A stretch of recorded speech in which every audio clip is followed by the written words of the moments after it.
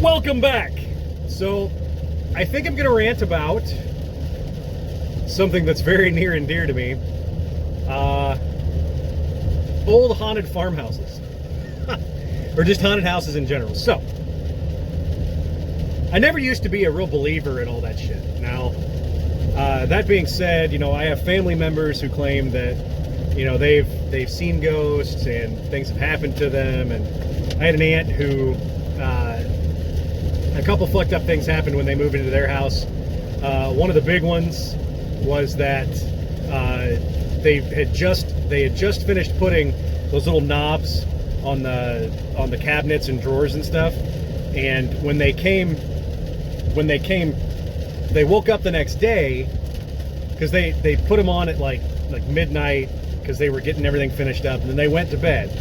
When they woke up the next day, every single one of them were upside down, and there was one that was completely different than the other ones, one of the pull things. So I'm not sure if it was sleep deprivation or if something really fucky actually did happen. She's been hurt a couple times in that house, and it's unexplainable how it happened, like scratches and cuts or burns or something like that. There's been broken glass in the sink of their bathroom, and there's no glass in the bathroom other than the mirror because they had kids, so they didn't want to have anything glass or the kid will knock it over.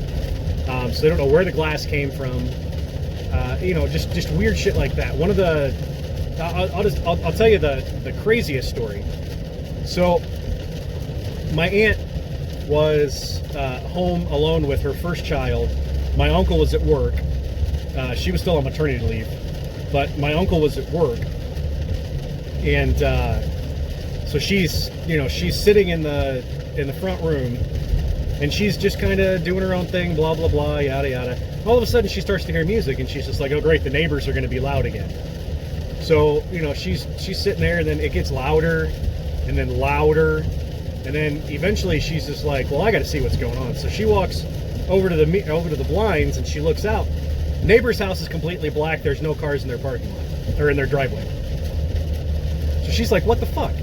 So she walks over to her back door, which is facing the neighbor's house, and the music is actually quite a bit more loud at that point. So she's like, what the hell is going on? Opens the back door, goes outside, realizes it's coming from the backyard of her house. So she walks over to the backyard.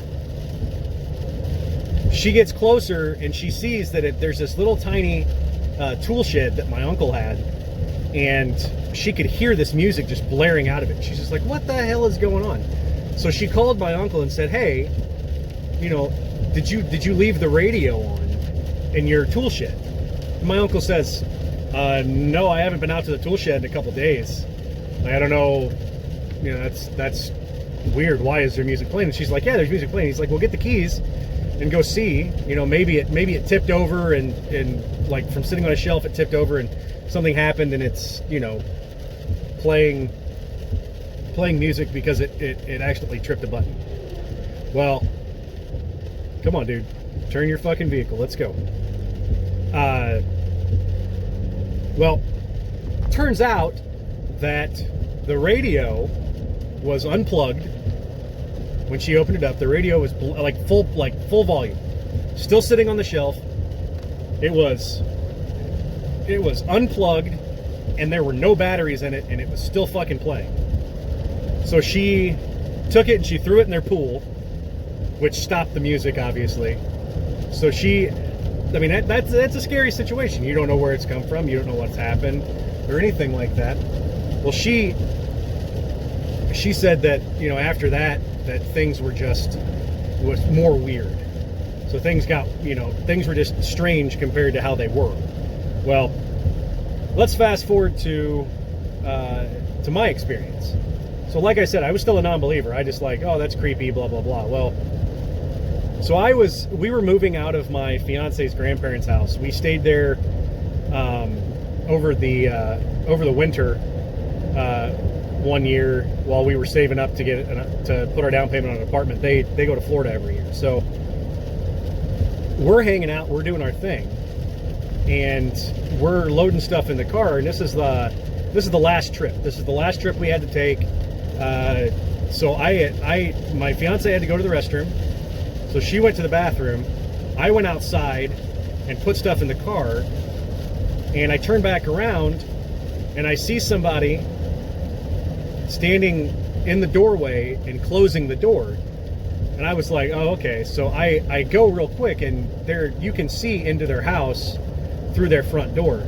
So I go and I look and I start to open the door, and when I do, I see my fiance go around the corner. So she goes around the corner into the living room. There's like a small wall where essentially, you know, somebody could hide. Well, she went around there, so I, being the badass I am, was like, all right, well, I'm gonna act like I didn't see that, and I'm gonna scare her. So I go and I creep around the corner, and I go, boop, like around the corner. There's nobody there.